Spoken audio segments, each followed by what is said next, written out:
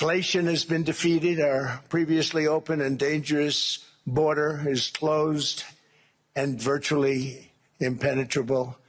And the United States is in the midst of the fastest and most dramatic economic turnaround in our country's history.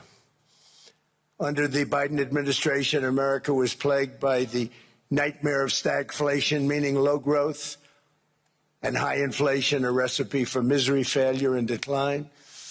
But now, after just 1 year of my policies, we are witnessing the exact opposite: virtually no inflation and extraordinarily high economic growth. Growth like I believe you'll see very shortly our country has never seen before, perhaps no country has ever seen before. Over the past 3 months, core inflation has been just 1.6%. Meanwhile, fourth quarter growth is projected to be 5.4%, far greater than anybody other than myself and a few others had predicted. Since the election, the stock market has set 52 all-time high records. So that's in 1 year, 52 records, adding $9 trillion in value to retirement accounts, 401ks, and people's savings. People are doing very well. They're very happy with me. Since my inauguration, we've lifted more than 1.2 million people off of food stamps, and after 4 years in which Biden secured less than $1 trillion of new investment in our country. Think of that, $1 trillion, substantially less than that. In 4 years, we've secured commitments for a record-breaking $18 trillion, and we think when the final numbers come out, they'll be closer to $20 trillion of investment. That's never been done by any country at any time, not even close. Just over 1 year ago, under the radical left Democrats, we were a dead country. Now we are the hottest country anywhere in the world. In fact, the United States economy is on pace to grow at double the rate that was projected by the IMF just last April. And with my growth and tariff policies, it should be much higher. I really believe we can be much higher than that. And this is all great news, and it's great for all nations. The USA is the economic engine on the planet, and when America booms, the entire world booms. It's been the history. When it goes bad, it goes bad. You all follow us down, and you follow us up, and we're at a point that I don't believe we've ever been. I never thought we could do it this quickly. My biggest surprise is I thought it would take more than a year, maybe like a year and 1 month. But it's happened very quickly. This afternoon, I want to discuss how we have achieved this economic miracle, how we intend to raise living standards for our citizens to levels never seen before, and perhaps how you, too, and the places where you come from can do much better by following what we're doing, because certain places in Europe are not even recognizable, frankly, anymore. They're not recognizable. And we can argue about it, but there's no argument. Friends come back from different places. I don't want to insult anybody and say I don't recognize it. And that's not in a positive way. That's in a very negative way. And I love Europe, and I want to see Europe go good. But it's not heading in the right direction. In recent decades, it became conventional wisdom in Washington and European capitals that the only way to grow a modern Western economy was through ever-increasing government spending, unchecked mass migration, and endless foreign imports. The consensus was that so-called dirty jobs and heavy industry should be sent elsewhere, that affordable energy should be replaced by the Green New Scam, and that countries could be propped up by importing new and entirely different populations from faraway lands. This was the path that Sleepy Joe Biden administration and many other Western governments very foolishly followed, turning their backs on everything that makes nations rich and powerful and strong. And there's so much potential in so many nations. The result was record budget and trade deficits and a growing sovereign deficit driven by the largest wave of mass migration in human history. We've never seen anything like it. Quite frankly, many parts of our world are being destroyed before our very eyes, and the leaders don't even understand what's happening. And the ones that do understand aren't doing anything about it. Virtually all of the so-called experts predicted my plans to end this failed model would trigger a global recession and runaway inflation. But we have proven them wrong. It's actually just the opposite. In 1 year, our agenda has produced a transformation like America has not seen in over 100 years. Instead of closing down energy plants, we're opening them up. Instead of building ineffective, money-losing windmills, we're taking them down and not approving any. Instead of empowering bureaucrats, we're firing them, and they're going out and getting jobs in the private sector for 2 and 3 times what they were making in government. So they started off hating me when we fired them, and now they love me. Instead of raising taxes on domestic producers, we're lowering them and raising tariffs on foreign nations to pay for the damage that they've caused. In 12 months, we have removed over 270,000 bureaucrats from the federal payrolls, the largest single-year reduction in government employment since the end of World War II. Nobody thought that was coming, but we had no choice. To make a country great, you can't have all federal jobs. We've cut federal spending by $100 billion and slashed the federal budget deficit by 27% in the single year. It's going to go down quite a bit more from that, driving inflation way down from the record highs of the Biden administration. Every month, they went up and up and up. I promised to cut 10 old regulations for every single new regulation, but instead I've cut, actually till this point, 129 regulations for every 1 new regulation approved. So every time they come in with a new regulation, we do at least 10, but so far it's averaging out to 129, if you can believe it. In July, we passed the largest tax cuts in American history, including no tax on tips, no tax on overtime, no tax on Social Security for our great seniors. We also provided 100% expensing. That's the one they like. And bonus depreciation for all new equipment and capital investments to help companies expand and shift production to America. They are so in love with that. They build a plant, they're able to deduct it immediately, the whole thing, rather than waiting 38 to 41 years in the old days.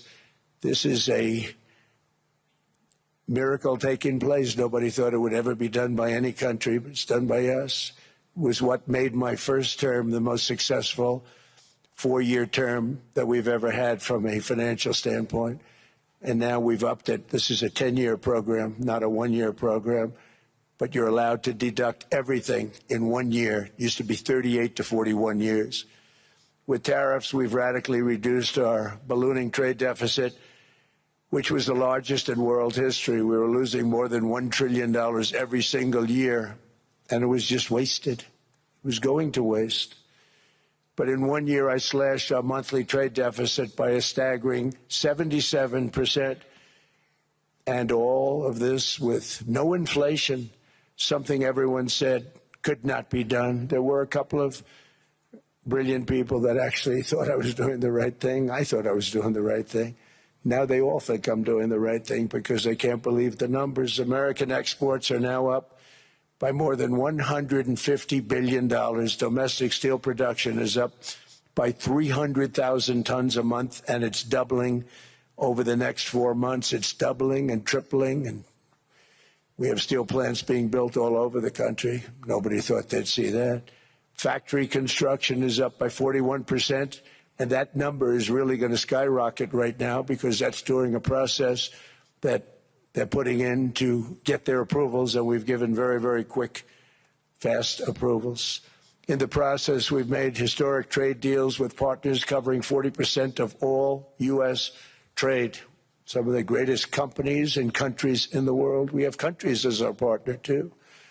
The European nations, Japan, South Korea. They're our partners. They've gone into massive deals with us, especially on oil and gas. And these agreements raise growth and cause stock markets to boom, not only in the U.S., but virtually every country that came to make a deal, because, as you've learned, when the United States goes up, you follow. It's really become a staple. In America, I've stopped the nation-wrecking energy policies that drive up prices while sending jobs and factories to the world's worst polluters. They are indeed polluters. Under sleepy Joe Biden, new domestic oil and gas leases fell by 95%. Think of that. And they wonder, why was gasoline going up so fast?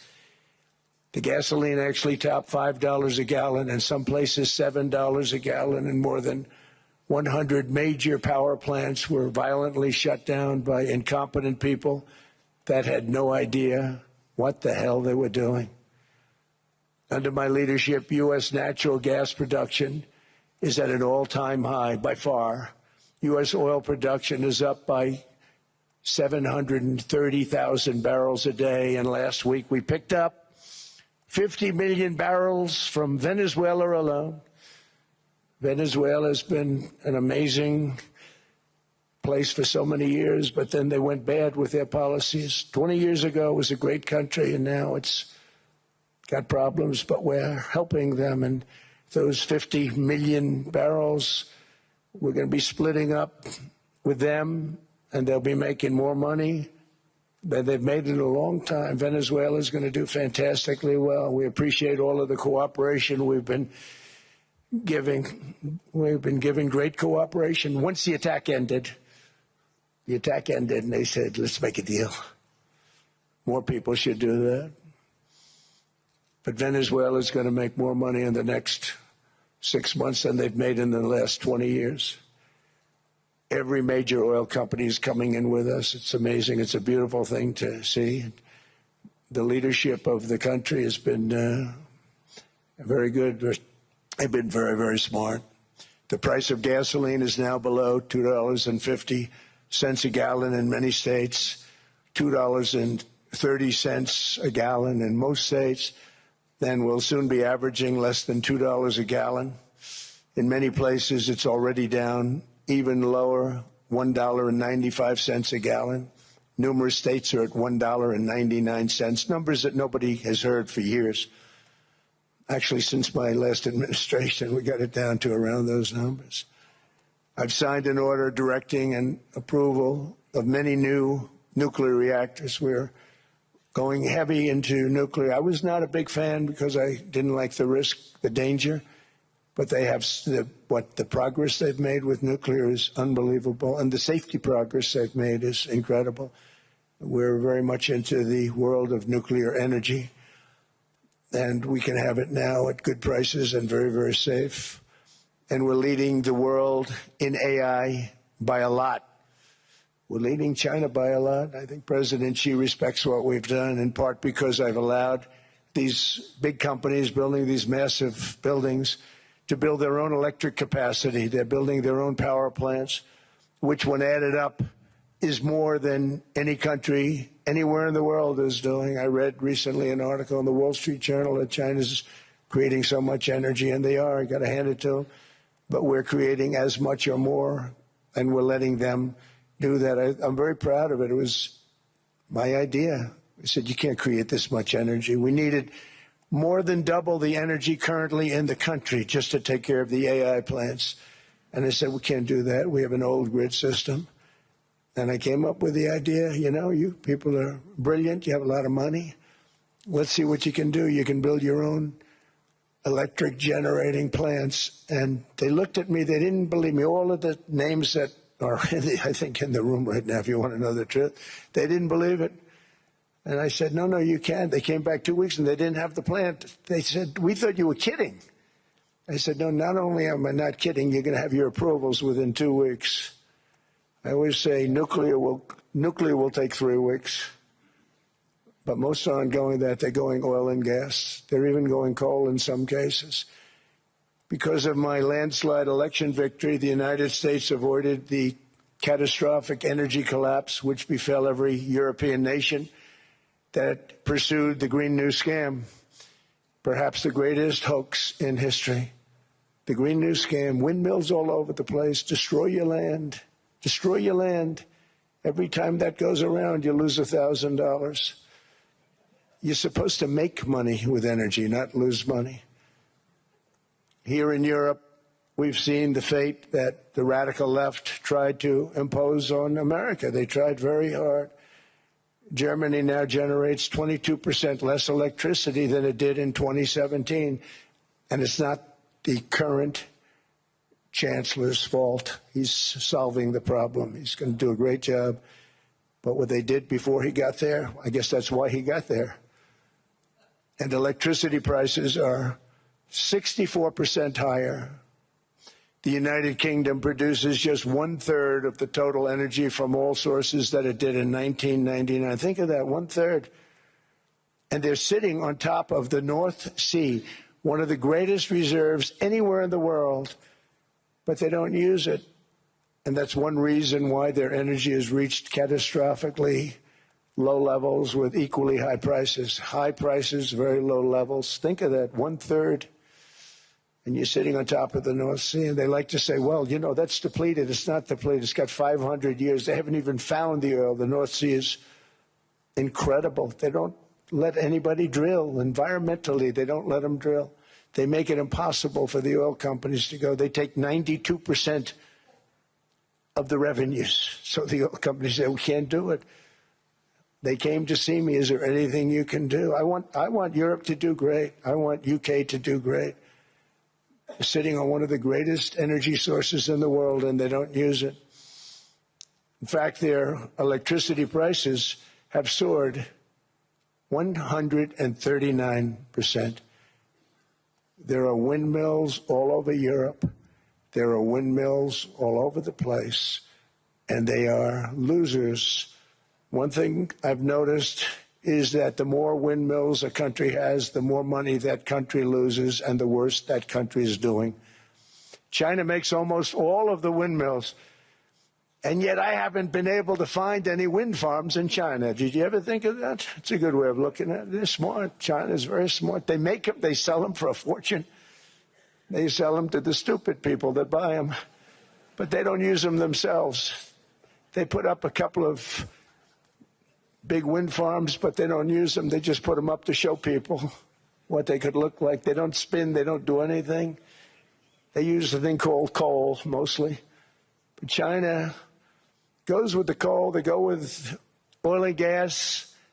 They're starting to look at nuclear a little bit, and they're doing just fine. They make a fortune selling the windmills, though, and I think really that's one that they wouldn't be surprised if it stopped. They are shocked that it continues to go. They're very friendly with me. They're shocked that people continue to buy those damn things. They killed the birds. They ruin your landscapes. Other than that, I think they're fabulous, by the way. Stupid people buy them. The consequences of such destructive policies have been stark, including lower economic growth, lower standards of living, lower birth rates, more socially disruptive migration, more vulnerability to hostile foreign adversaries, and much, much smaller militaries. The United States cares greatly about the people of Europe. We really do. I mean, look, I am derived from Europe. Scotland and Germany, 100% Scotland, my mother, 100% German, my father. And we believe deeply in the bonds we share with Europe as a civilization. I want to see it do great. That's why issues like energy, trade, immigration, and economic growth must be central concerns to anyone who wants to see a strong and united West, because Europe and those countries have to do their thing. They have to get out of the culture that they've created over the last 10 years. It's horrible what they're doing to themselves. They're destroying themselves. These beautiful, beautiful places. We want strong allies, not seriously weakened ones. We want Europe to be strong. Ultimately, these are matters of national security, and perhaps no current issue makes the situation more clear than what's currently going on with Greenland. Would you like me to say a few words of Greenland? I was going to leave it out of the speech, but I think I would have been reviewed very negatively. I have tremendous respect for both the people of Greenland and the people of Denmark, tremendous respect. But every NATO ally has an obligation to be able to defend their own territory. And the fact is, no nation or group of nations is in any position to be able to secure Greenland other than the United States. We're a great power, much greater than people even understand. I think they found that out 2 weeks ago in Venezuela. We saw this in World War II, when Denmark fell to Germany after just 6 hours of fighting and was totally unable to defend either itself or Greenland. So the United States was then compelled, we did it, we felt an obligation to do it, to send our own forces to hold the Greenland territory, and hold it we did at great cost and expense. They didn't have a chance of getting on it, and they tried. Denmark knows that. We literally set up bases on Greenland for Denmark. We fought for Denmark. We weren't fighting for anyone else. We were fighting to save it for Denmark. Big, beautiful piece of ice. It's hard to call it land. It's a big piece of ice. But we saved Greenland and successfully prevented our enemies from gaining a foothold in our hemisphere. So we did it for ourselves also. And then after the war, which we won it big. Without us, right now you'd all be speaking German and a little Japanese, perhaps. After the war, we gave Greenland back to Denmark. How stupid were we to do that? But we did it. But we gave it back. But how ungrateful are they now? So now our country and the world face much greater risks than it did ever before because of missiles, because of nuclear, because of weapons of warfare that I can't even talk about. 2 weeks ago, they saw weapons that nobody ever heard of. They weren't able to fire one shot at us. They said, what happened? Everything was discombobulated. They said, we've got them in our sights. Press the trigger, and nothing happened. No anti-aircraft missiles went up. There was one that went up about 30 feet and crashed down right next to the people that sent it. They said, what the hell is going on? Those defensive systems were made by Russia and by China.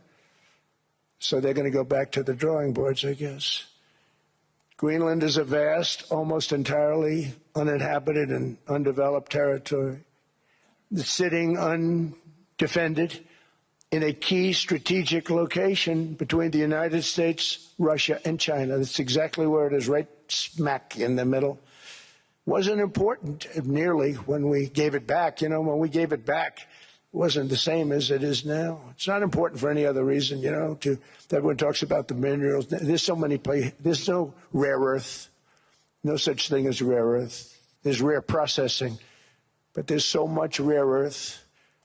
And to get to this rare earth, you got to go through hundreds of feet of ice.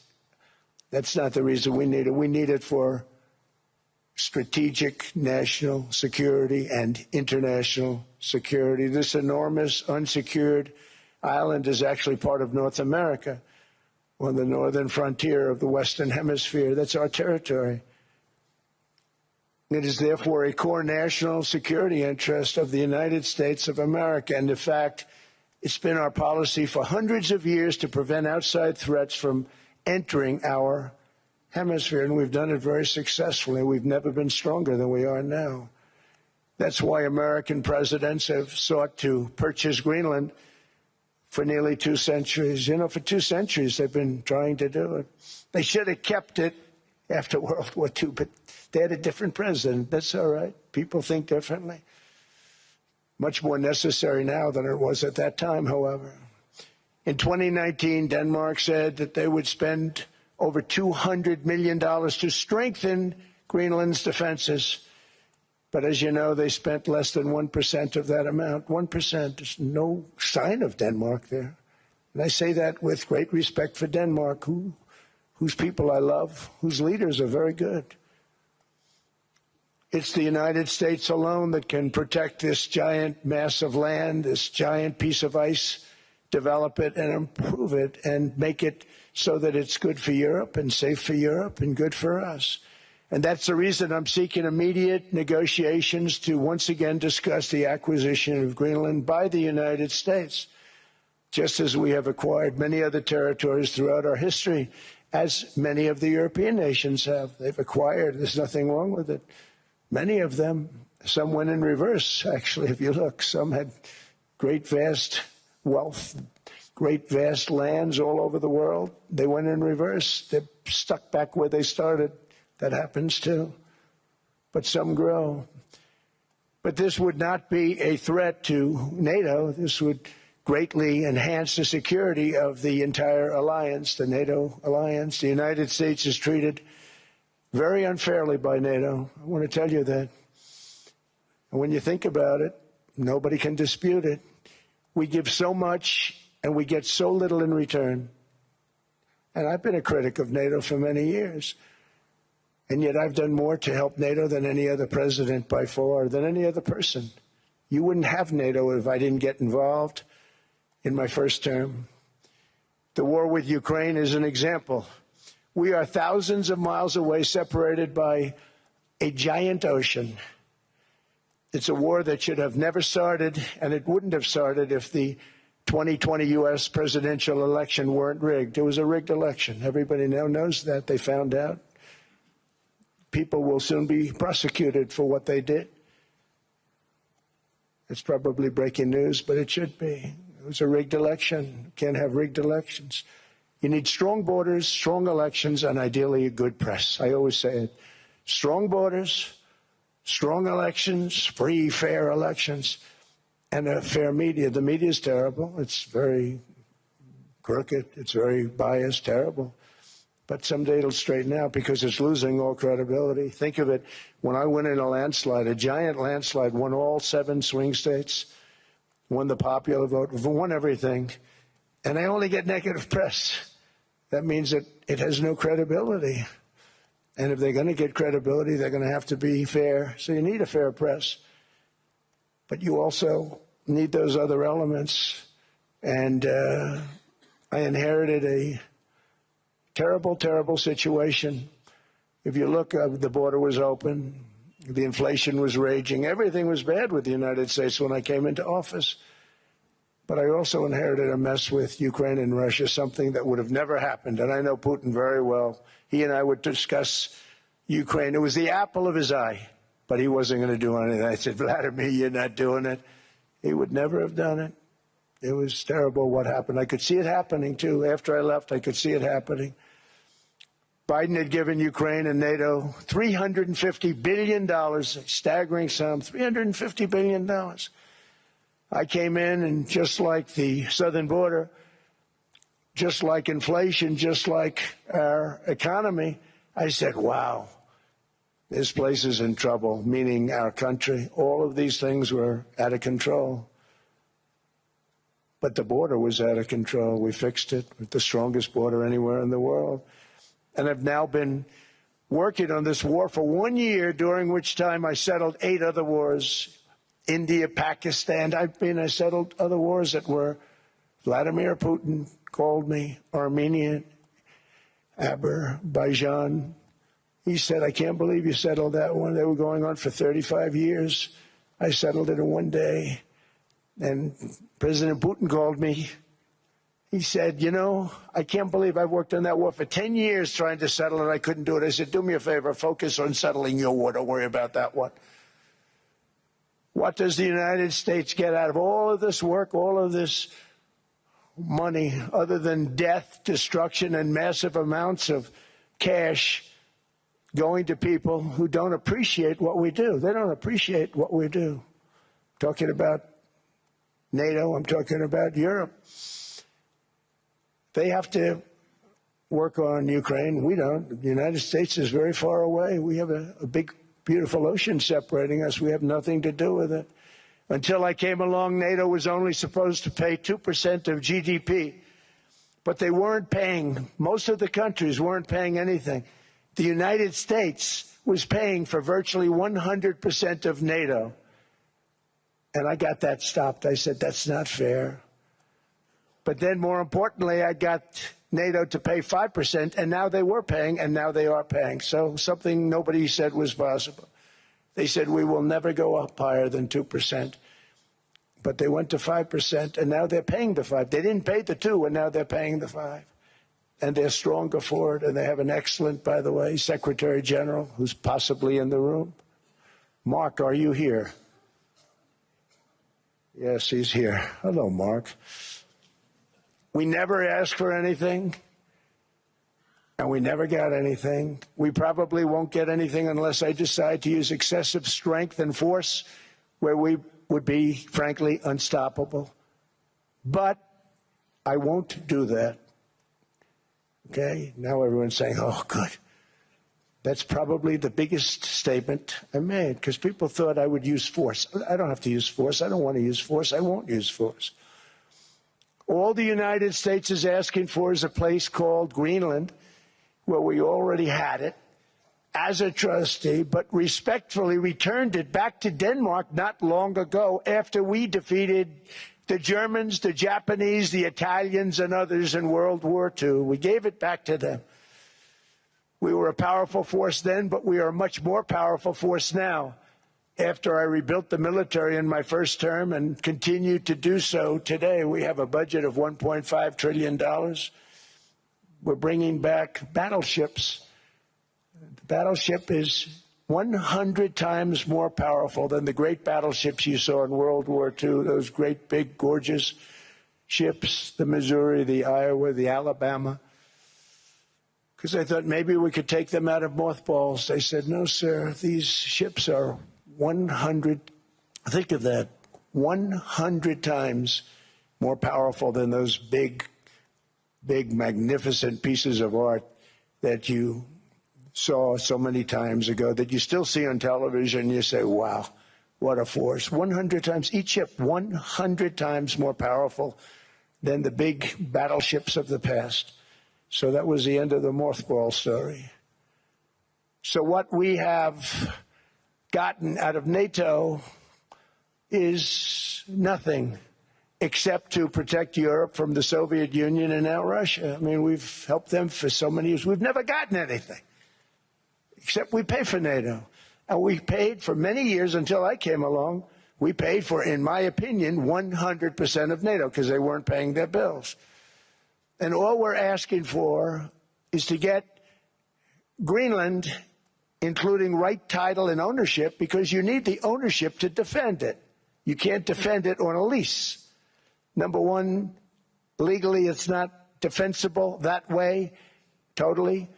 And number two, psychologically, who the hell wants to defend a license agreement or a lease, which is a large piece of ice in the middle of the ocean where, if there is a war, much of the action will take place on that piece of ice. Think of it. Those missiles would be flying right over the center of that piece of ice. All we want from Denmark for national and international security and to keep our very energetic and dangerous potential enemies at bay is this land on which we're going to build the greatest golden dome ever built. We're building a golden dome that's going to, just by its very nature, going to be defending Canada. Canada gets a lot of freebies from us, by the way. They should be grateful also, but they're not. I watched your Prime Minister yesterday. He wasn't so grateful. But they should be grateful to us. Canada lives because of the United States. Remember that, Mark, the next time you make your statements. What we did for Israel was amazing, but that's nothing compared to what we have planned for the United States, Canada, and the rest of the world. We are going to build a dome like no other. We did it for Israel. And by the way, I told Bibi, stop taking credit for the dome. That's our technology. That's our stuff. But they had a lot of courage, and they were good fighters, and they did a good job, and we wiped out the Iran nuclear threat like nobody can believe. Nobody's ever seen anything like it. That, Venezuela, taking down Soleimani, wiping out al-Baghdadi when he tried to reinstitute ISIS. We did a lot.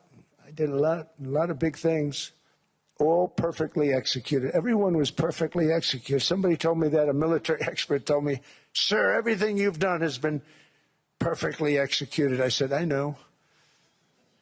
So other presidents have spent, whether foolishly or not, trillions and trillions of dollars on NATO and gotten absolutely nothing in return. We've never asked for anything. It's always a one-way street. Now they want us to help them with Ukraine. And let me say, we're going to. I'm really helping, not even them. I want to see, last week, if you saw, it was 10,000 soldiers, but last month it was 31,000 soldiers died. 31,000. That's this room times, the number of people in this room times 30. Think of it. 30,000 soldiers died in 1 month. The month before it was 27,000. The month before that it was 28,000. The month before that it was 25,000. It's a bloodbath over there. And that's what I want to stop. It doesn't help the United States, but these are souls. These are young people. Look like you, look like some of you right in the front row. They go to war. Their parents are so proud. Oh, there he goes, comes back. 2 weeks later, they get a call, your son's head's been blown off. I want to stop it. It's a horrible war. It's the worst since World War II. They keep going. They'll exceed World War II. The numbers are staggering, how many people they've lost. They don't want to talk about it. Ukraine and Russia lost just tremendous amounts. And I'm dealing with President Putin, and he wants to make a deal, I believe. I'm dealing with President Zelensky, and I think he wants to make a deal. I'm meeting him today. He might be in the audience right now. But they got to get that war stopped because too many people are dying, needlessly dying. Too many souls are being lost. It's the only reason I'm interested in doing it. But in doing it, I'm helping Europe, I'm helping NATO, and I've until the last few days when I told them about Iceland, they loved me. They called me daddy, right, last time. A very smart man said, he's our daddy. He's running it. I was like running it. I went from running it to being a terrible human being. But now what I'm asking for is a piece of ice, cold and poorly located, that can play a vital role in world peace and world protection. It's a very small ask compared to what we have given them for many, many decades. But the problem with NATO is that we'll be there for them 100%. But I'm not sure that they'd be there for us. If we gave them the call, gentlemen, we are being attacked. We're under attack by such and such a nation. I know them all very well. I'm not sure that they'd be there. I know we'd be there for them. I don't know that they'd be there for us. So with all of the money we expend, with all of the blood, sweat, and tears, I don't know that they'd be there for us. They're not there for us on Iceland, that I can tell you. I mean, our stock market took the first dip yesterday because of Iceland. So Iceland's already cost us a lot of money. But that dip is peanuts compared to what it's gone up. And we have an unbelievable future in that stock. That stock market is going to be doubled. We're going to hit 50,000, and that stock market's going to double in a relatively short period of time because of everything that's happening. But this is a good example. After giving NATO and European nations trillions and trillions of dollars in defense, they buy our weapons. We make the greatest weapons in the world, but now we're going to make them faster, much faster. You saw that. I put a cap on the salaries. Then I put no buybacks, no stock buybacks, no various other things that they were doing. I mean, they were making $50 million, but it would take them 3 years to give you a Patriot missile. I said, that's not good. My chauffeur can do a better job than that, and he makes slightly less than 50. They make big salaries. If they're going to make those big salaries, they're going to have to produce a lot faster. The good news is we have the greatest equipment in the world. Now we're going to start making it a lot faster. They're going to build additional plants. And all of the money that goes into Stock buybacks is going to go into building plants. We're not allowing stock buybacks by defense companies any longer. They're going to build new plants to make Tomahawks, Patriots. We have the best equipment, F-35s, F-47, the new one just coming out. They say it's the most devastating plane, fighter jet ever. Who knows? They called it 47. If I don't like it, I'm going to take the 47 off it. I wonder why they called it 47. We'll have to think about that. But if I don't like it, I'm going to take that 47 off.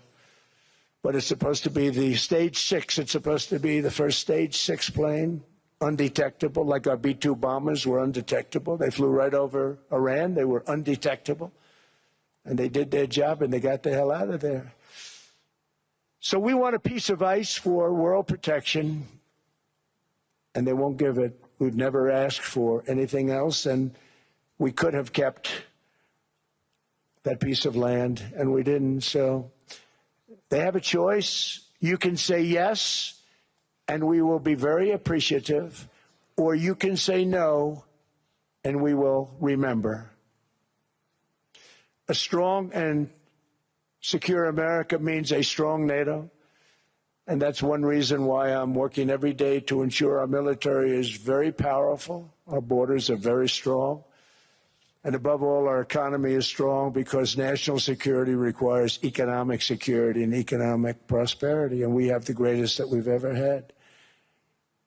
Biden and his allies destroyed our economy and gave us perhaps the worst inflation in American history. They say 48 years, I say forever, but I think 48 years is the equivalent to forever. Whether it's 48 years or ever, it's terrible, costing the typical family $33,000. What they did to this country should never, ever be forgotten. It's early, but he has to be rated as the worst president we've ever had by far. The auto pen did much of the damage. The auto pen, he was the auto pen president, because I don't believe a sane president would have ever signed the kind of things that he signed. But now grocery prices, energy prices, airfares, mortgage rates, rent, and car payments are all coming down, and they're coming down fast. We inherited a mess, but we've done a hell of a job in 12 months. Under my most favored nation policy for drug prices, the cost of prescription drugs is coming down by up to 90%, depending on the way you calculate. You could also say 5, 6, 7, 800%. There are two ways of figuring that. But we have a favored nations policy that every president wanted, no president was able to get. I got it, and other nations approved it. And I had to use tariffs in order to get it, because they said, no way. In other words, a pill that costs 10% in London costs $130. Think it costs $10 in London, costs $130 in New York or in Los Angeles. And I'd say, boy, that's bad. Friends of mine would say, you know, we go to London, you can buy the stuff for nothing. We go all over the world, we could buy it for nothing. Because basically America was subsidizing every nation in the world, because presidents allowed them to get away with it. It became very tough. So when I called up Emmanuel Macron, I watched him yesterday with those beautiful sunglasses. What the hell happened? But I watched him sort of be tough. But he was at $10 for a pill. And I said, Emmanuel, and I have all the big pharmaceutical companies are in total agreement. It wasn't easy, by the way. They're tough, smart. They've been getting away with the scam for a long time. But they gave it up. But they said, you'll never get the countries to approve it. I said, why is that? Because they won't. They always said, we're not paying any more. Get the rest for the United States. So over the years, they stayed the same. We just went up, up, up. And I mean, we would pay 13, 14, 15 times more than certain countries would. So I said, no, they'll approve it 100%. Sir, you'll never get them to approve it. I said, I guarantee you. But I actually started with Emmanuel, who probably is in the room too. And I like him. I actually like him. Hard to believe, isn't it? And I said, Emmanuel, you're going to have to lift the price of that pill to $20, maybe $30. Think of that. That means it's a doubling. a doubling of prescription drugs. Might be a tripling, might be a quadrupling. It's not easy. No, no, no, Donald, I will not do that.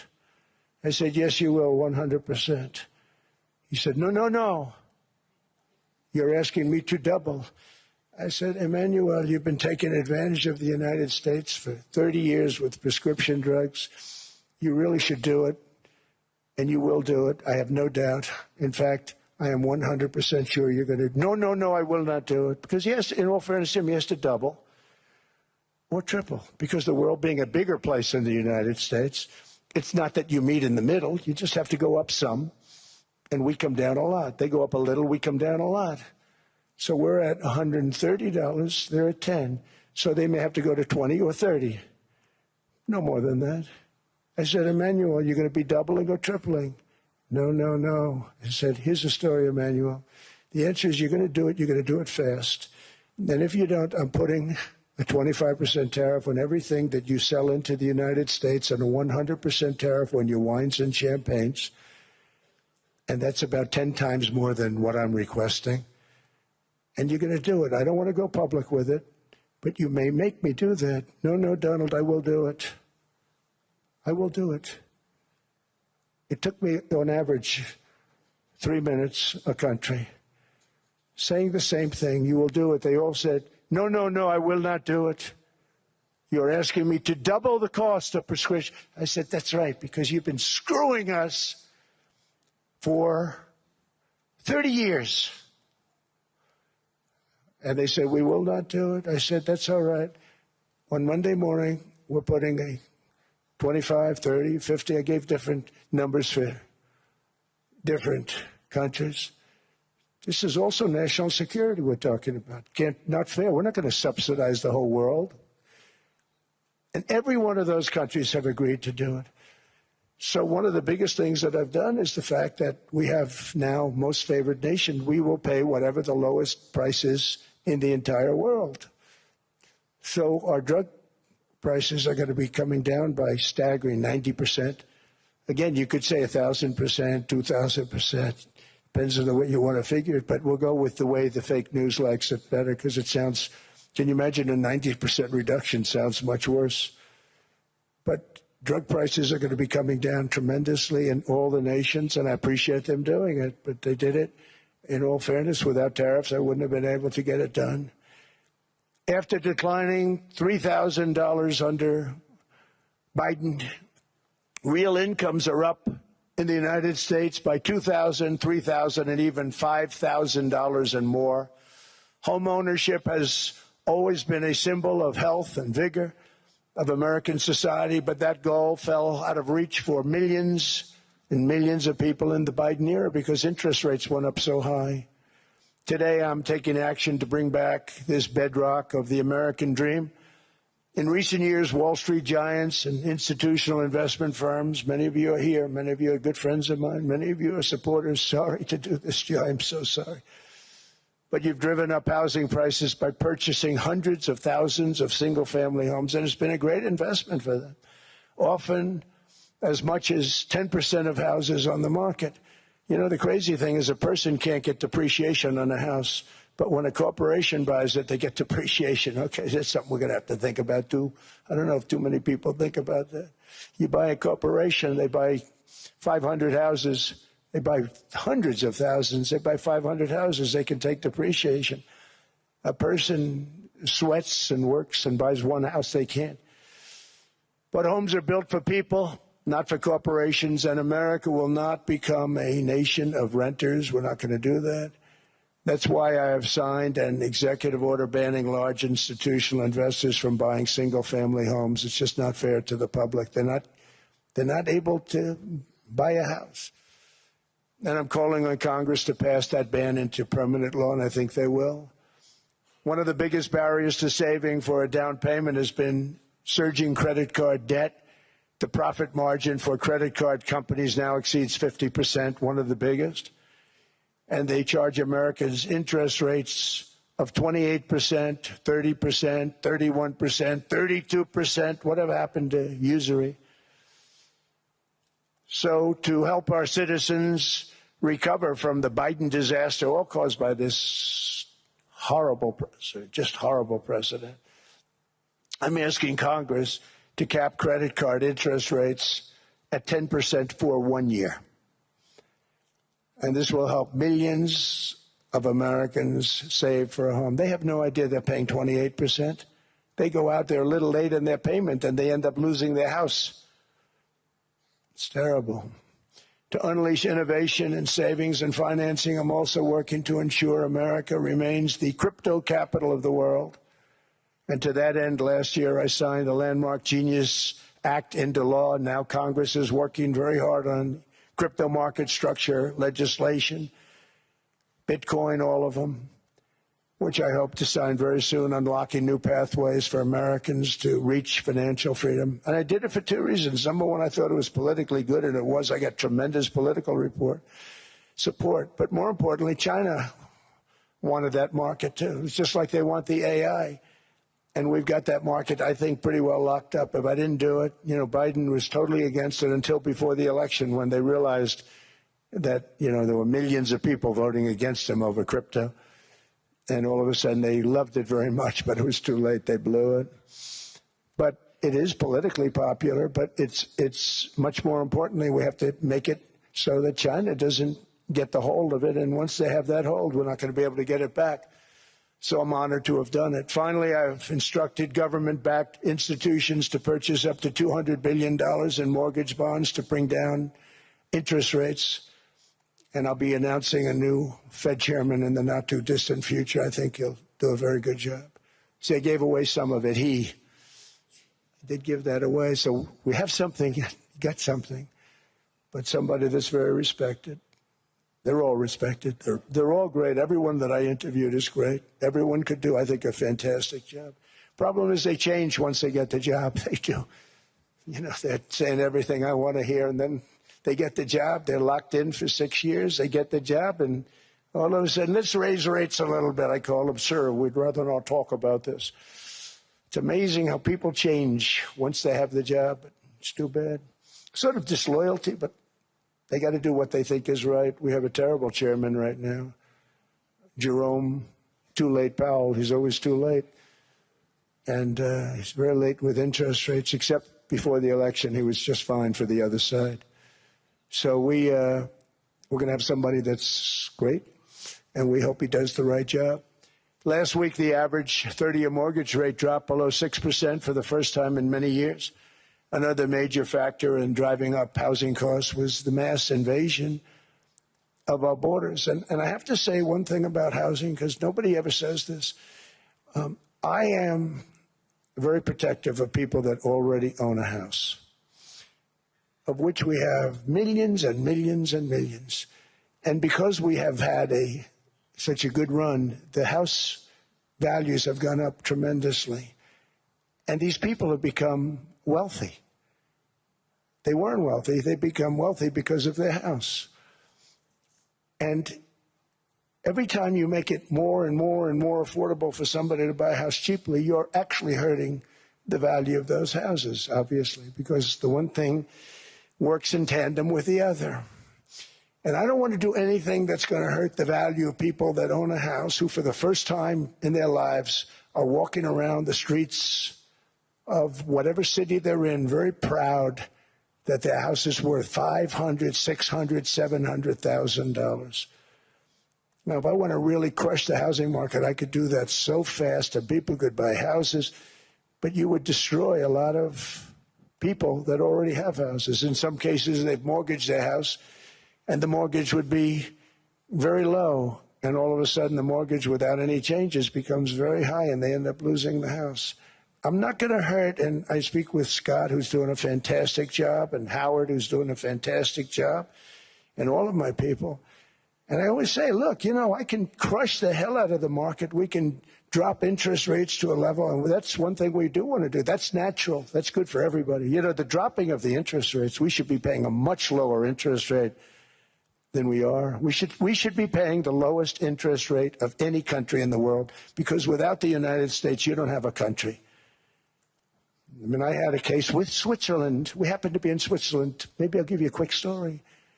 But they were paying nothing. They make beautiful watches, great watches, Rolex, all of them. They were paying nothing to the United States when they sent their product in.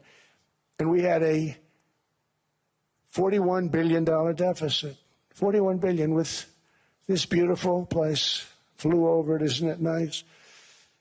So I said, let's put a 30% tariff on them so that we get back some of it, not all of it at all. We still have a deficit, big deficit. We had 41 million. That's a big deficit. And I said, let's put a tariff on. Different tariffs, different places. You're all party to them. In some cases, victims to them. But in the end, it's a fair thing. And most of you realize that. But we put a 30% tariff on Switzerland, and all hell broke loose. They were calling, I mean, like you wouldn't believe. And I know so many people from Switzerland, incredible place, incredible, brilliant place. But I didn't realize that they're only good because of us. And there's so many other examples. I mean, us, probably other places, but a majority of the money they make is because of us, because we never charged them anything.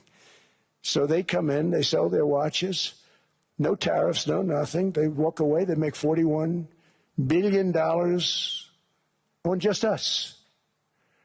So I said, no, we can't do that. So I'm going to bring it up. I still would have a deficit pretty substantial, but I brought it up to 30%. And I guess Prime Minister, I don't think President, I think Prime Minister called a woman, and she was very repetitive. She said, no, no, no, you cannot do that, 30%. You cannot do that. We are a small, small country. I said, yeah, but you have a big, big deficit.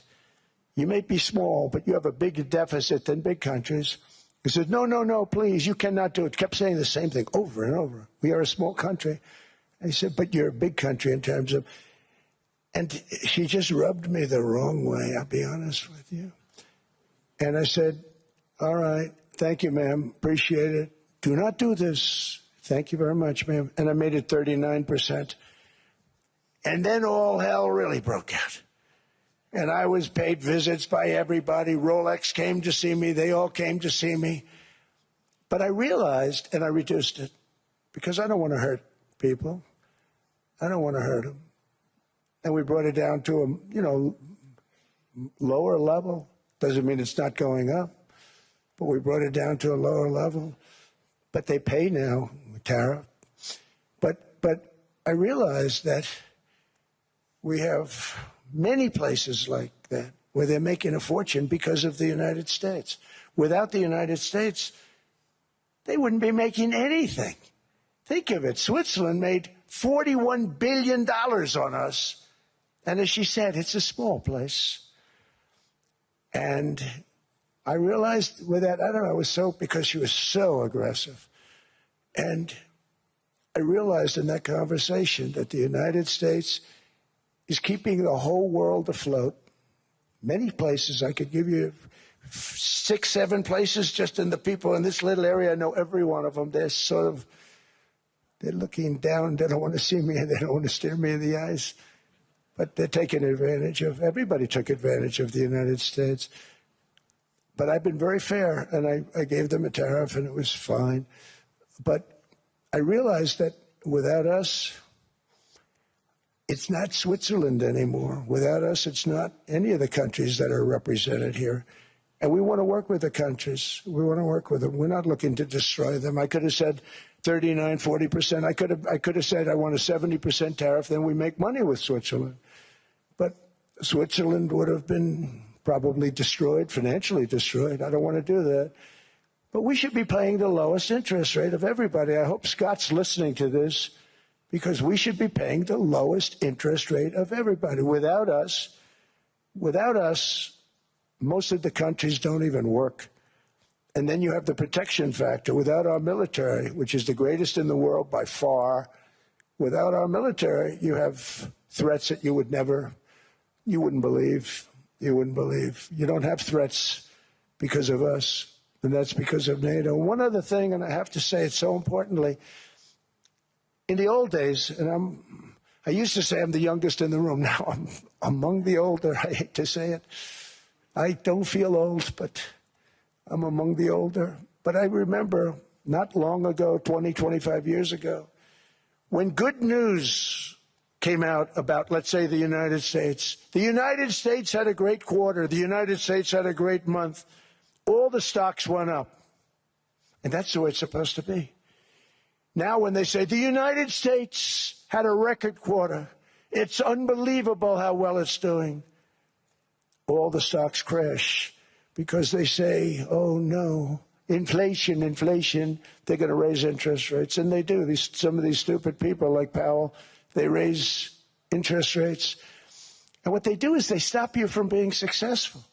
It used to be when we had a great quarter, a great month, great earnings, great anything, any good news, the stock market went up. That's the way it's going to be. We got to do that again because that's the way it should be. Now when we have a great month, they want to kill it.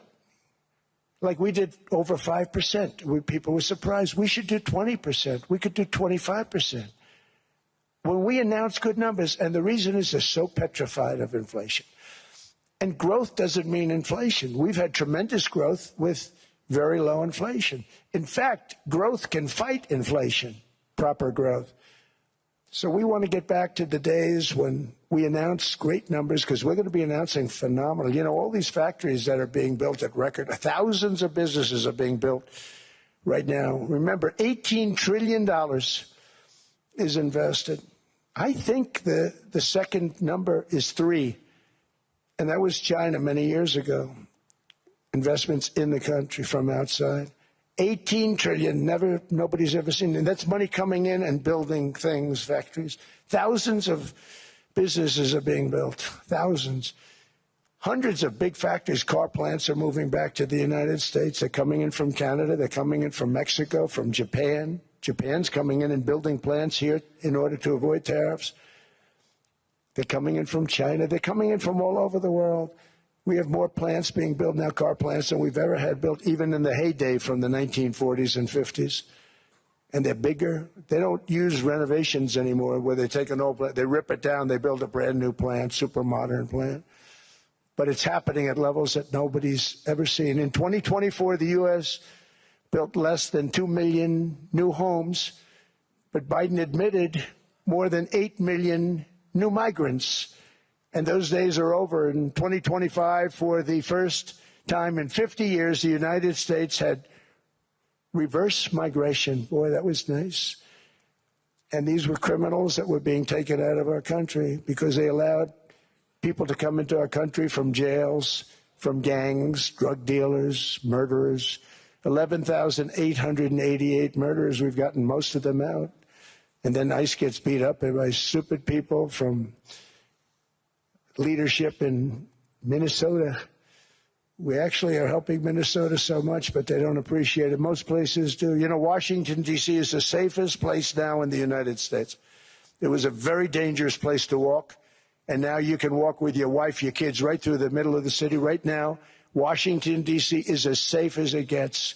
It was one of the most unsafe, I had to admit. We sent in the military, the National Guard. Within 2 months, it was great. Within 3 months, it's like a really great place and a safe place and a beautiful place. It's even been cleaned up. The graffiti's gone. The fences are gone. We don't have to worry about fences anymore.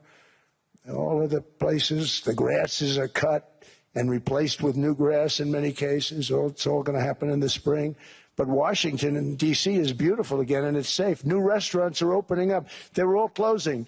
Now you can't get into a restaurant. Restaurants in Washington, D.C. are all opening. Memphis also, Memphis, Tennessee, New Orleans, Louisiana. We were there for 3 weeks.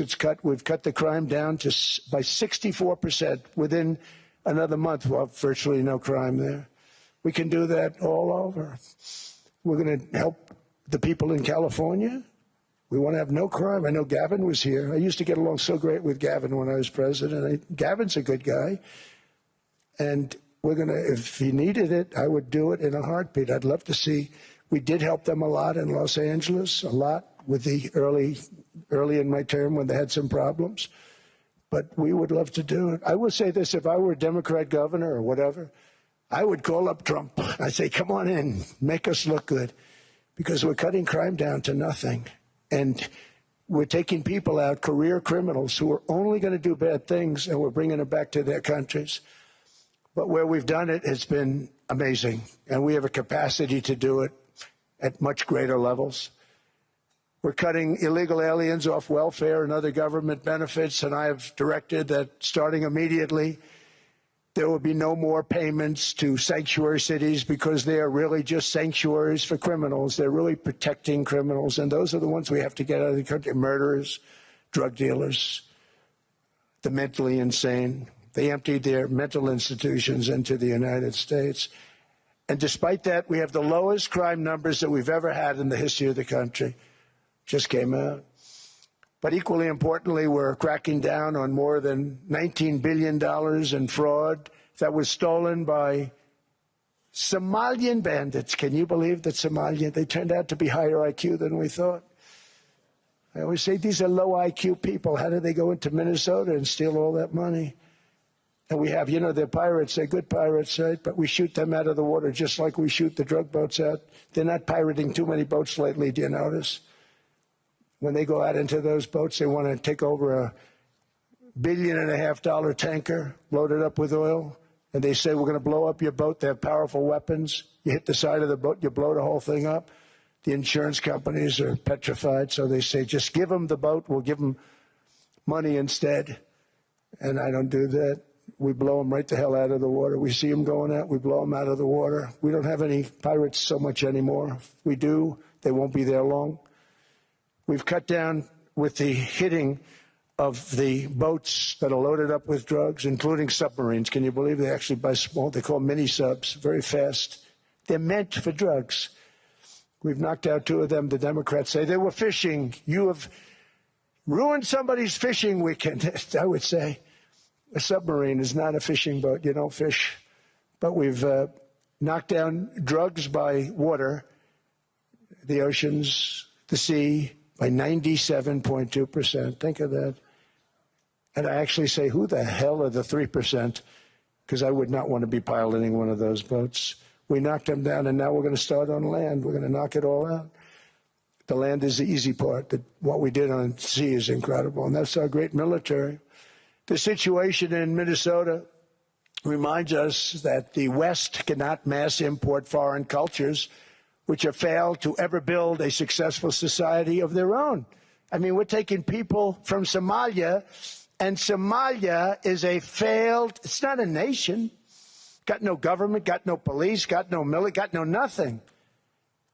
And then we have this fake congressperson who they just reported is worth $30 million. You believe this? Ilhan Omar, talking about the Constitution that provides me. She comes from a country that's not a country, and she's telling us how to run America. Not going to get away with it much longer, let me tell you. The explosion of prosperity and conclusion and progress that built the West did not come from our tax codes. It ultimately came from our very special culture. This is the precious inheritance that America and Europe have in common. We share it. We share it, but we have to keep it strong. We have to become stronger, more successful, and more prosperous than ever. We have to defend that culture and rediscover the spirit that lifted the West from the depths of the Dark Ages to the pinnacle of human achievement. We live in an incredible, changing period. It's an unbelievable time, but we have to take advantage of the time that we're in. In our hands are technologies that our ancestors could scarcely have. I mean, they couldn't have even dreamt some of the things that we see today. And so rapidly they're produced. I mean, AI, 2 years ago, nobody ever heard of the term, and now everybody's talking about it. And it can have some very good purpose. It could also have some dangerous purpose, and for that we have to watch out. But some tremendous things are happening because of it. And we're leading by so much. We're doing so well. But opportunities that are bigger and grander than ever before in human history are right before us. It is the pioneers in this room. Many of you in this room are true pioneers. You're too truly brilliant people. Just your ability to get a ticket is brilliant because you have about 50 people for every seat. I don't know what, that's Larry. Everything Larry touches turns to gold. He made this very successful. But you're in this room, and some of you are the greatest leaders anywhere in the world. You're the greatest brains anywhere in the world. And the future is unlimited, and to a large part because of you, and we have to protect you, and we have to cherish you. I always say we have to cherish our brilliant people because there aren't many of them. So together with confidence, boldness, and persistence, let us lift up our people, grow our economies, defend our shared destiny, and build a future for our citizens that is more ambitious, more exciting, more inspiring, and greater than the world has ever seen. We're in a position to do things that nobody else has ever even thought of before. And many of the people in this room are the ones that are doing it, and I want to congratulate you, and I'm with you all the way. You can do things that nobody else can even think about. So I congratulate you on your tremendous success, and the United States is back, bigger, stronger, better than ever before, and I'll see you around. Thank you all very much. Thank you very much.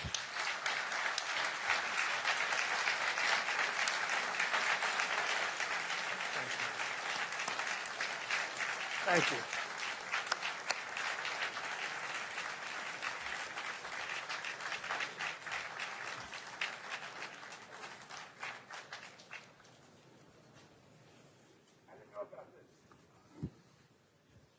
This was supposed to be a nice fire chat, Mr. President. Yes, good. I got set up. No, I did, though. You made the job for the moderator really easy. Thank you, Mr. President, for your speech. I do have a few follow-up questions, if it's okay. Sure. I don't think I should start with Greenland, maybe. I'll start with the economy. The U.S. economy is doing really, really well. But how to sustain this growth moving forward? Because there's always a recession looming around the corner. Well, you know, the one thing about economies and recessions is sometimes you get hit unexpectedly and there's nothing you can do about it. All brilliant people, but there's nothing. One example was COVID. We had an economy going at levels like nobody had ever seen my first 2.5, 3 years. And then I heard the word pandemic, not COVID. They came up with that name over a period of time. We won't get into that. But I heard the word pandemic. And I had a poll come out that was so strong just prior to that, and I was with the two best pollsters, McLaughlin and Fabrizio, and they said, sir, George Washington and Abraham Lincoln, if they came back and ran as president and vice president, they couldn't beat you. And then what happened is the following day, I was told to stay tuned because there's something really bad happening in China. There are bodies laying all over Wuhan, right around that certain building that we talk about. I always said it came from Wuhan. It did come from Wuhan. And they were body bags. We saw it by satellite. And they said, there are strange things happening in China. And so it began. And we ended up with the COVID, and the whole world suffered. We did a phenomenal job. I don't think we got the credit we deserve. We did something that Operation Warp Speed, which some people say was one of the greatest military feats ever. We did a great job. Used our military, used a lot of people. But sometimes you get hit with things, nothing you can do. You get hit with things like that unexpectedly. And we got through it. And when I left, the stock market was higher than it was previous to the COVID coming up. And I called it a great achievement. But things happen. Bad things happen. The things that we can stop are wars if we're smart. That we can stop. Those are a matter of being intelligent and having intelligent people on the other side. Because wars are the worst of all. Wars are worse than anything. But we can stop wars because that's sort of up to us. But things like dust flying in the air, wherever COVID comes from or whatever comes, sometimes you have to be a little bit lucky. But we are poised to have an economy like no other, not only in this country, but anywhere. And you know, when you hear the kind of numbers that I can tell you that Scott Bessent was with me the other day, and he's looking at numbers. He said, I can't. And that's all he's done his whole life, pretty much your whole life. Scott, you weren't going to be a football player, I don't think. Scott was not that great at football, but he was always good at numbers, right? And he was looking at numbers. He said, I've never seen anything like this. We're poised to do things that no other country has ever done. And, you know, luck, I hate to say it, but we need a little luck. We don't want to get hit by something that nobody could have thought. Whoever thought we were going to hit by a pandemic? You know, when I heard the word pandemic, I said, oh, that's an ancient problem. World War I, they lost 100 million people. It actually ended World War I. A lot of people don't know. The Spanish flu in World War I ended the war because all the soldiers were sick. The soldiers were so sick on both sides, and that war was raging, and they were all dying from the Spanish flu. They were sick as dogs. They couldn't fight. So, you know, you don't know how that would have turned out. But so we do, I mean, subject to that, and I always have to put a caveat in for it, but we're poised to have the greatest growth of any large country, I think any country that there's been. When you look at what's happening in the United States, it's really amazing. Thank you. One thing that maybe keeps you up at night, I know you don't sleep that much anyway, Mr. President, is the debt. The U.S. debt is high, is now the biggest expenditure on your budget. How to get out of that impasse? Well, the big thing is growth. I mean, growth is the way. If we grow like this, we go from having at $37 trillion. We go from having high debt to low debt. But we also are cutting expenses, you know, the old-fashioned way. We have extraordinary growth. I think we're going to be growing our way out. I think we're going to be paying off debt. We're taking in tremendous money from tariffs fairly. And again, I'm using them judiciously. You know, Switzerland's a case study. I could have gotten much more. I could have asked for much more. But we're using them judiciously. But I think growth, most importantly, and then cutting costs. Now, if you take a look at Minnesota, $19 billion in fraud and other things. People going to airports, they came into the country, they don't have 10 cents, and they're leaving with hundreds of thousands of cash in their bags. When we get to that, and our DOJ, Pam, and Todd, and all the people that work over there, and all of the people that work in here, I can tell you, Scott Bessent is working on that. It's a priority, right? You have your whole team.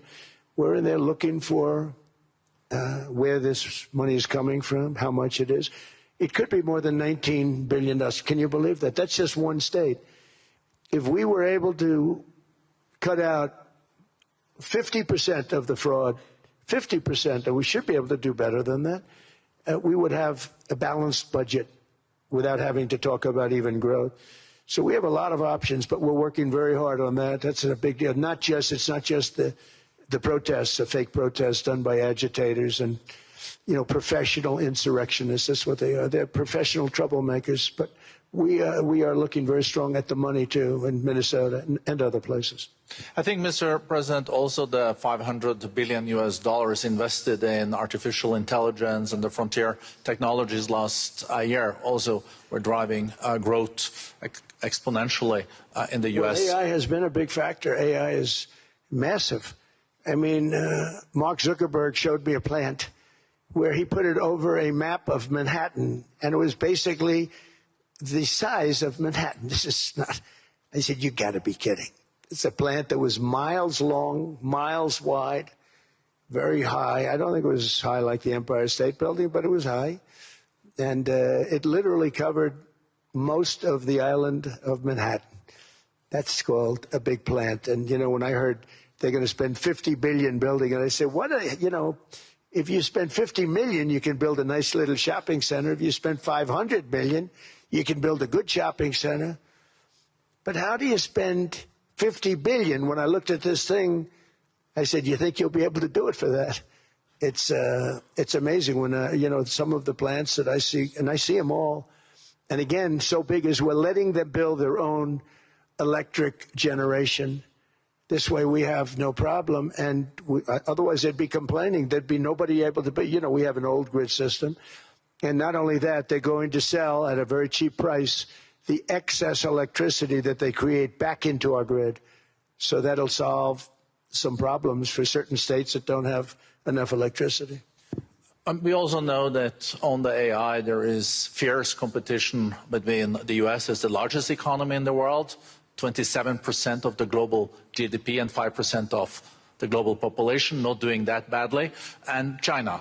And we know that that competition is very tough on AI. I know you're heading to a state visit to China in April.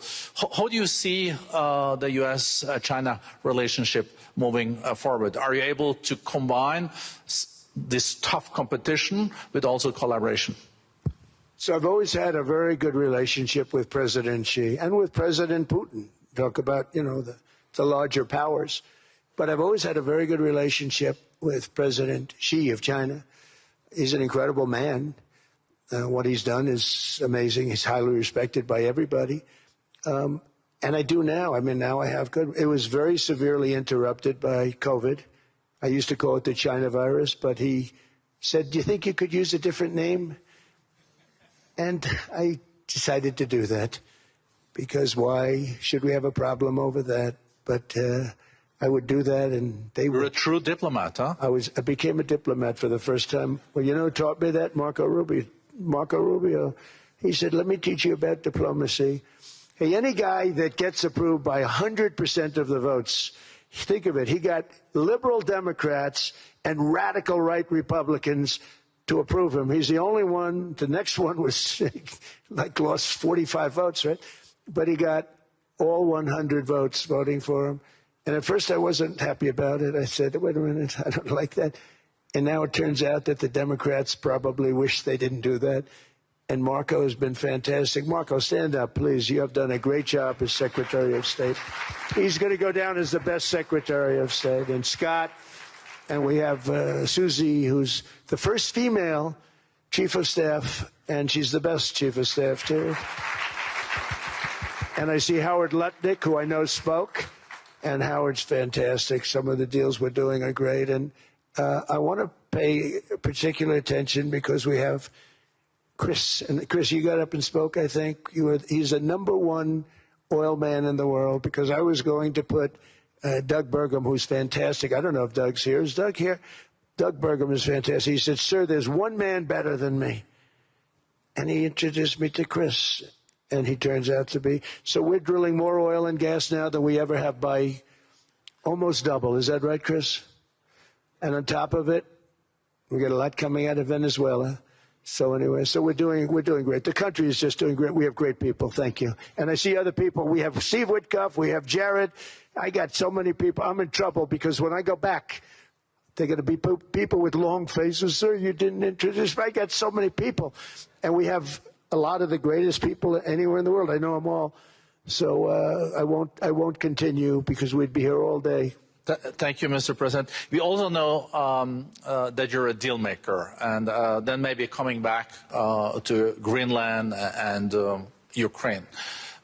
What kind of deal in the end do you see between the U.S. And Denmark? Because, you know, I guess you see it now as a negotiation going on, or? Well, it's costing Denmark hundreds of millions a year to run it. And Denmark's a small country and wonderful people.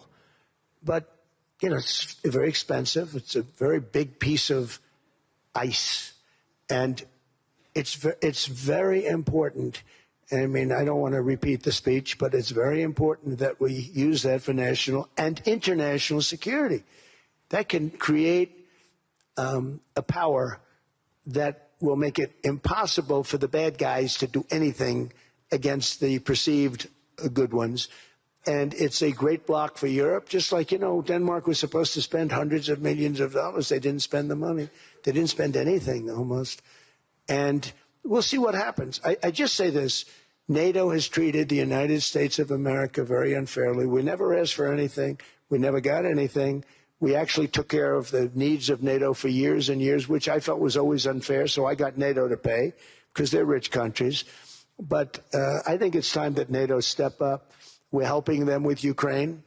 Without us, I think Putin would have gone all the way. I think we have it. I think that could have been a World War III, if you want to know the truth. If Kamala was elected, or Joe, any one of those, those thinkers, I think you could have ended up in World War III. And I will say Steve Witkoff has been dealing incredibly with, but we're not going to have World War III. We want to get it stopped, but we're not going to have World War III. I think if I wasn't elected, I think that could have evolved into World War III. It was a very, very bad situation, and it still is, but it's not that kind of bad. It's bad because so many young people are being killed. How close do you think there is on an agreement on Ukraine? I had the pleasure of speaking with Steve Witkoff and Jared Kushner yesterday. I know they're working hard on it. I know that they're also traveling now. Do you see this very close or still? Well, I hate to say it. I thought that was going to be so. I settled 8 wars plus. And I thought that was going to be one of my easier ones. Not the easiest. Some I settled in a matter of hours because I'm good at that stuff. The United Nations should be doing this. I shouldn't be doing it, but it doesn't matter. It's got to get done, saving a lot of lives. We're saving millions of lives.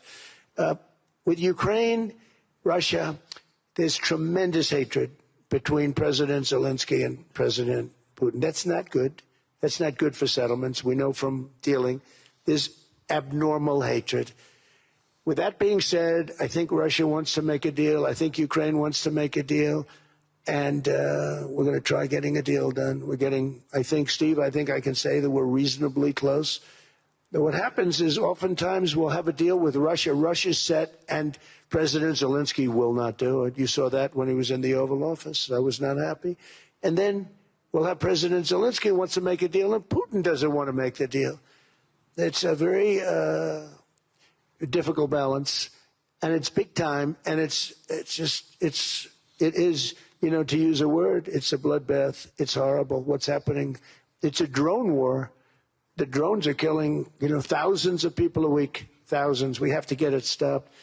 So I believe they're at a point now. I'm going to meet with President Zelensky later today. I believe they're at a point now where they can come together and get a deal done. And if they don't, they're stupid. That goes for both of them. And I know they're not stupid. But if they don't get this done, they are stupid. So I don't want to insult anyone, but you got to get this deal done. Too many people are dying. It's not worth it. President Sisi is sitting on the first row here. He spoke earlier today and also complimented you on the Gaza deal. I think there will be a signing tomorrow. Of course, there are different views on this, but how important do you think this signing is on the Board of Peace? And do you think this is going to sustain? Do you think we now will see Gaza reconstructed and the billions of US dollars invested? I do. I mean, I think we have peace in the Middle East. There are some little situations like Hamas, and Hamas has agreed to give up their weapons. Now, they were born with a weapon in their hand, so it's not easy to do. When they were born with a rifle in their hand. It's not an easy thing for them, but that's what they agreed to. They've got to do it. And we're going to know, Jared, over the next 2 or 3 days, certainly over the next 3 weeks, whether or not they're going to do it. If they don't do it, they'll be blown away very quickly. They'll be blown away. We have 59 countries that are part of that whole peace deal. And some of those countries aren't even they're near the Middle East, but they're not in the Middle East traditionally. And they want to come in and take out Hamas. They want to come in. They want to do whatever they can. There's a problem with Hezbollah in Lebanon, and we'll see what happens there. But that's a problem. But there are these little flames, but there's peace in the Middle East. Now, had we not gone in and knocked out with those big, beautiful, we just ordered 25 brand new ones, the latest and the greatest, the B-2 bomber. Think of them, they went in there at 2 o'clock in the morning with no moon, no light, no nothing, and every single one of those massive bombs hit its target, 100,000-pound bombs hit its target, every one of them. And then on top of it, from a submarine 300 miles away, we hit the sites with tomahawks, which is an unbelievable weapon. So, we did our job. If we didn't do that, you would have never had peace in the Middle East. And the countries like Saudi Arabia, UAE, and Qatar could never have, and others could never have signed anything because you would have had this dark cloud, and the dark cloud was Iran with nuclear. Iran would, if we didn't take them out, they would have had a nuclear weapon within 2 months. They were very close to having the nuclear weapon, and we hit them hard. And it was a total obliteration. If they may try again, but they're going to have to try from a different area because that area was obliterated. Incredible thing we did, and because we did that, we were able to make peace. If we didn't do that, I would say, Jared and Steve, if we didn't do that, there was no chance of making peace because the countries I just named and other countries could have never signed off. They were afraid. They were afraid. We had a bully. The bully was Iran, the bully of the Middle East. They used to call it for years. They were the bully of the Middle East. They're not the bully of the Middle East anymore. Mr. President, I know you even had to change a plane last night, so I guess you didn't have much sleep, but I think but your energy is still there. I know you have several bilateral meetings. I know you're also hosting a reception. So thank you so much for coming back to Davos. Thank you so much. It's highly appreciated. Well, thank you very much. Thank you, everybody, very much. Thank you. Thank you.